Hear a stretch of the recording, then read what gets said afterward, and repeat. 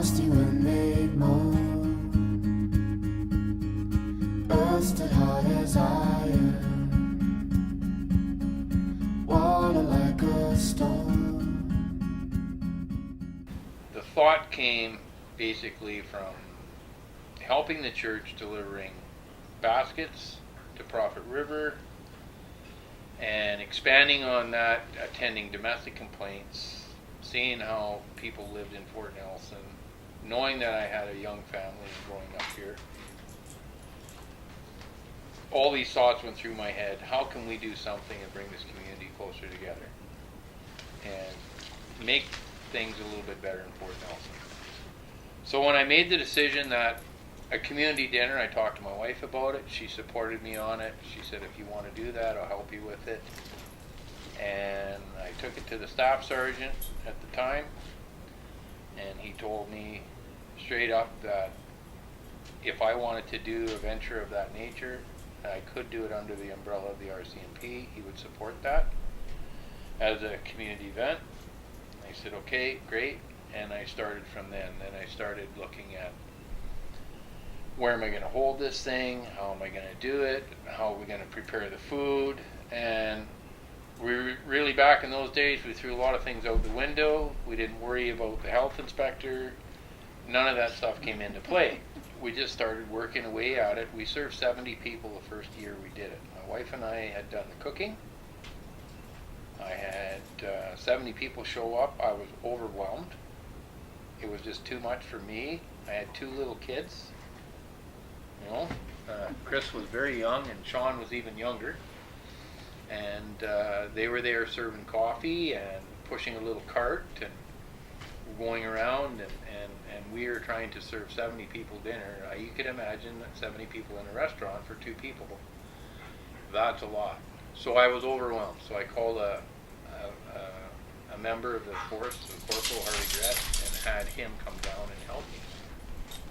So basically during that time period, I got the assistance I needed that night drastically, and we finished the event, went home Christmas Eve. We wanted to do it on Christmas Eve because we thought that the impact was going to be greater for the community to be on Christmas Eve. Yeah. As close as we could get to Santa arriving.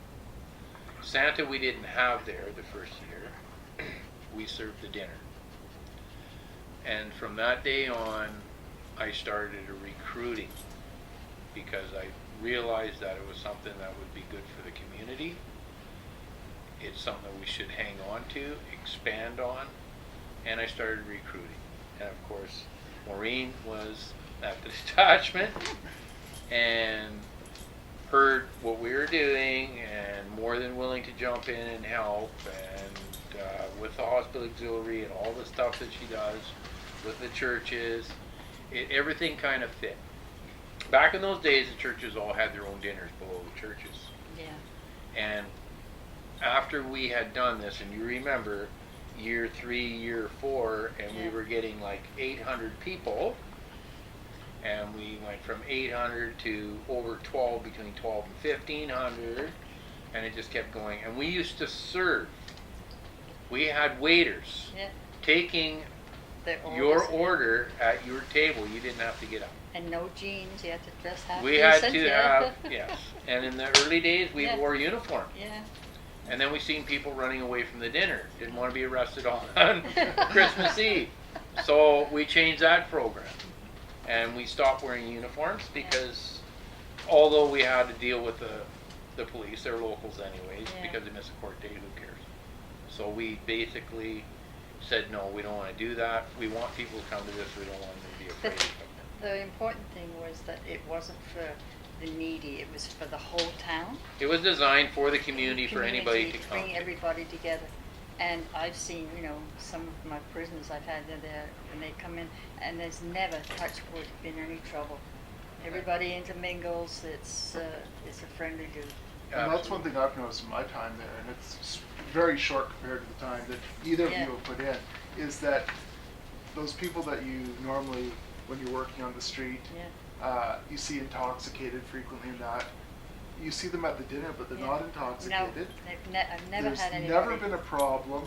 And we're still actually battling that stigmatism that it is for the needy, Yeah. even though, it's going into its 20th year now.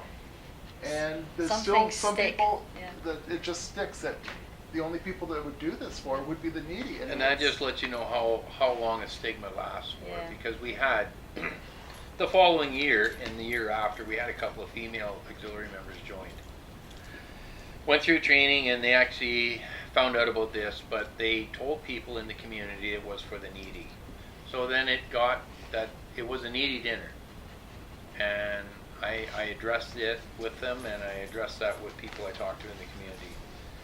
Needy people don't want to be seen going to a needy dinner. It's a community Christmas dinner. It always has been. That was designed for.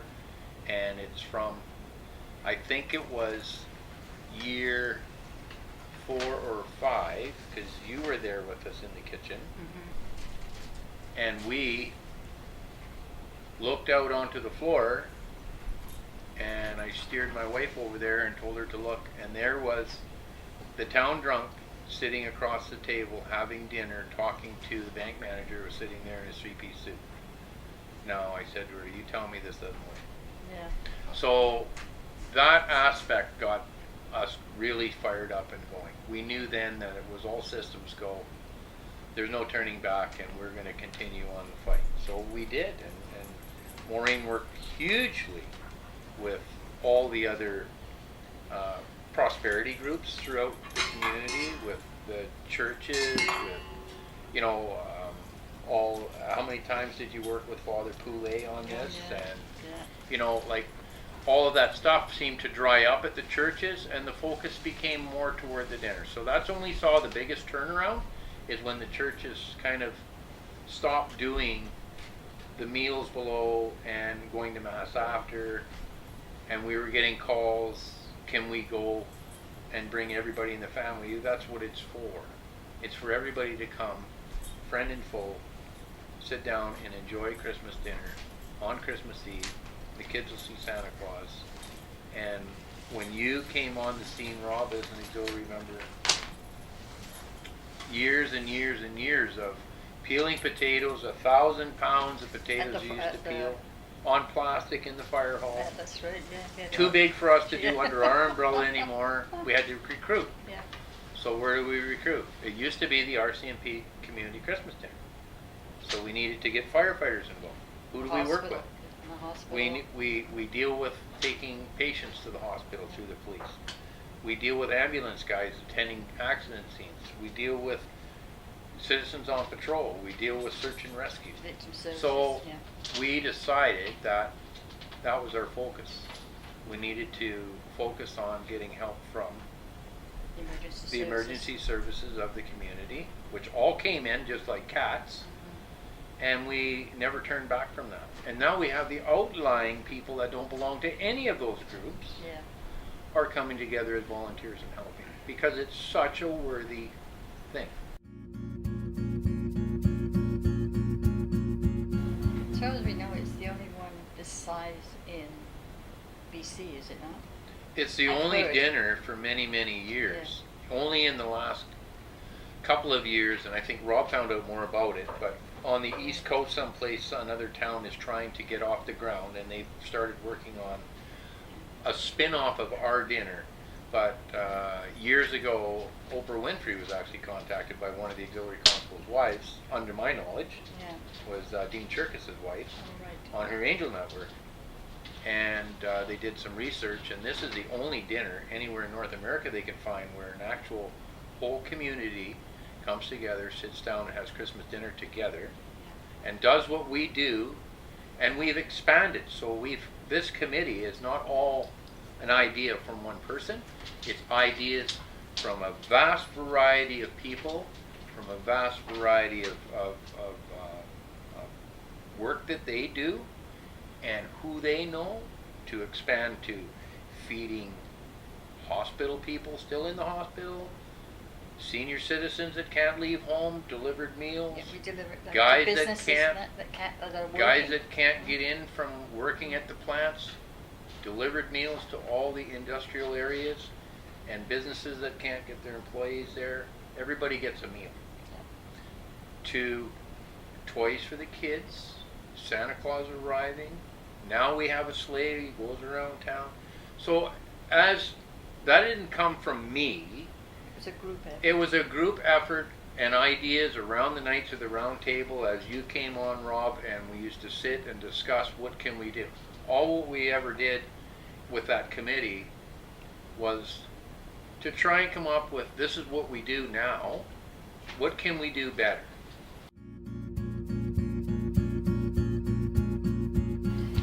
And I think we should mention too that when the old rec center went down, we figured, okay, what the hell are we going to do?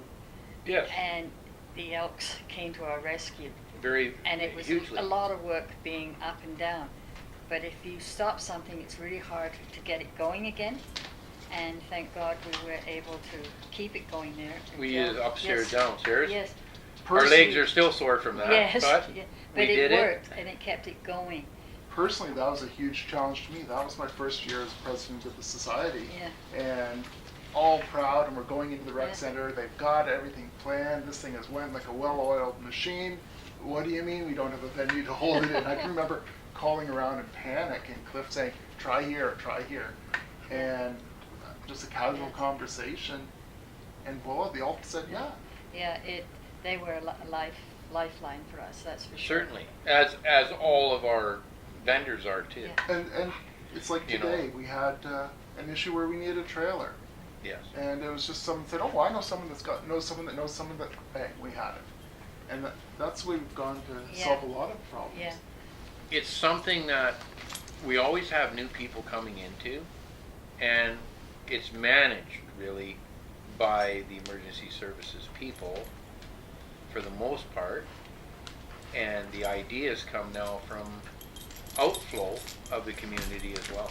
So we do have outflow of people helping with the dinner. We have people that come down and spend a couple hours just to help. Because Because that's what they we, want to. yeah, you know, everybody is busy that time of the year, families and what have you. And when I'm recruiting for the kitchen, I would say, 2 or 3 hours, every hour helps sort of deal. So that doesn't infringe on their time. They enjoy it, and they've been part of a bigger picture. Well, and now you have people that come up from Fort St. John Yeah. specifically to work the kitchen that Yes, day. yeah. So it's Yeah. It's people grown. that were once here and have gone away, and you've Yeah. got lots of stories, Cliff, about people that have left detachment, posted to a new detachment, and keep coming back. I've had detachment members from Surrey that were here and actually Come back. yeah. send turkeys, phone the store and buy turkeys from Surrey in Fort Nelson for this dinner. Yes, right. And often, visiting parents who come up to Members spend that have there, come back. and they come and they give a couple of hours and that. So it just evolves every year, doesn't Scotty Morrison moved away, came Yeah. back for dinner. it? Yeah, It has its effect on people. yeah, And it's just, I think with the people that we have and what it's evolved to today, it's here to Maureen's stay. a crackerjack in the kitchen. She's got such a well-run kitchen. She has her workforce. She's always had her workforce. And I mean, it's without having these key people to make sure that we have all the tools of the trade, because now we are dealing with 5,000 people and a health Least. inspector. Yeah. So we don't gotta have do one things here. right, because we're not just feeding the healthy people that are walking in, we're feeding the people that are laying in hospital beds. That's right. They gotta have good stuff, so it has to be done right. They have to be gloved up, they gotta be hairnets. Don't go in her kitchen unless you've got it done right. Yeah. Okay, so there's rules and regulations. It's evolved into And food safe too. food safe. Yeah, all those things have come into play. So we've added a lot of the provisionary stuff that we intentionally didn't try to sidestep. We didn't know about 20 years ago, and we just wanted to do this. We did it without worrying about, the health inspector never came to see me. He probably didn't know about it. Well, when you're serving 45 or 70 or 80 or 100 people, you're not in the public's eye. When you're serving 5,000, Yes, Yeah. which is almost the population of the entire community, that's right.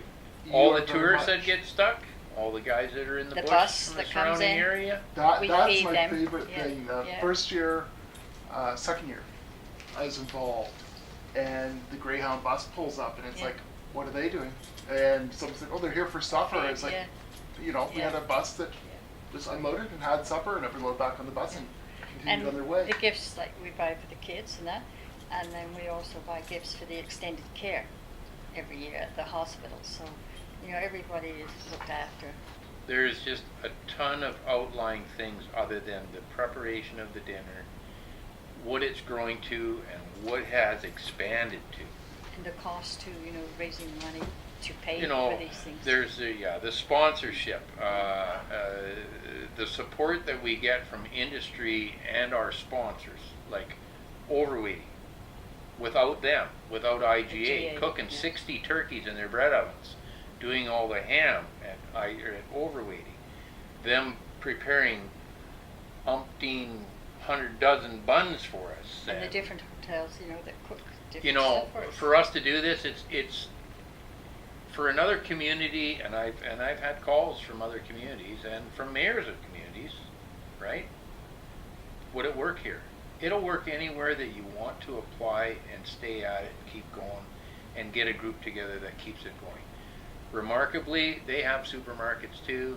You have to get in and you've got to do, and hopefully those communities would act as ours have, like Overweighty and IGA, our two biggest ones. Without them, we're in trouble. Oh, yeah. Now, how do we cook 60 turkeys and feed a community? Exactly, right? yeah. And I We're think- actually expanded to the point now under the emergency services umbrella. We have collected a lot of things through the years. We own and operate all of our own utensils and tools and Equipment and everything. is chafing all ours, pans. yeah. It's all our stuff. Yeah. And I think- Now it is part of the town emergency disaster. You know, say Right. there's a flood or fire or anything like this. That's know, our this is- mustering that's- area is yeah. the rec center Yeah. for the town. Should we need to cook for 5,000 people? No problem. We could be set up and running in probably 2 hours time because our stuff's there.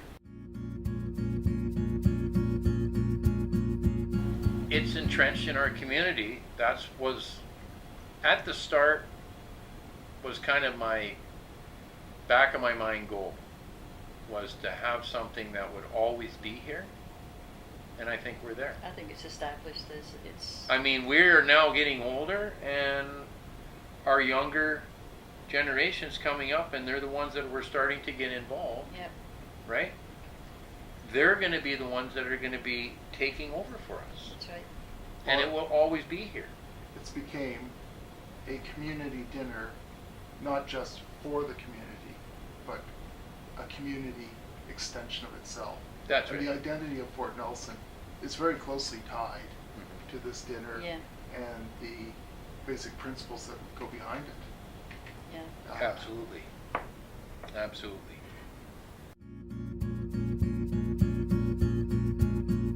The media end of it, I liked, is because I think that's an extension of what we're doing.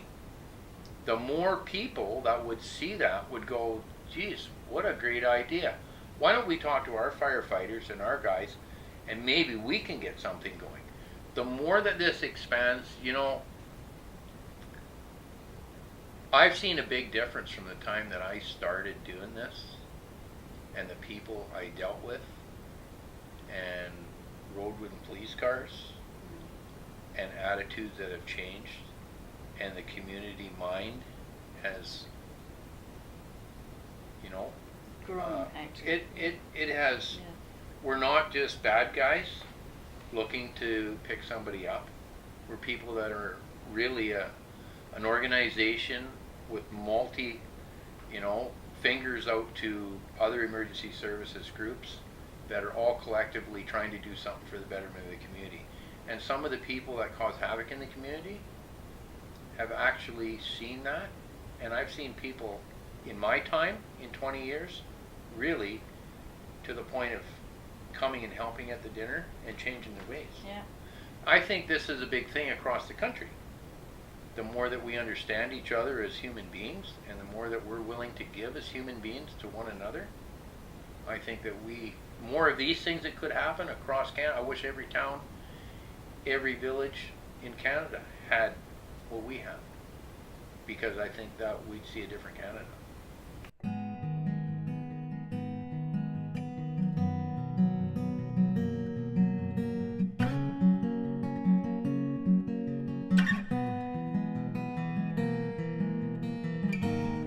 As if your first breath here on earth stole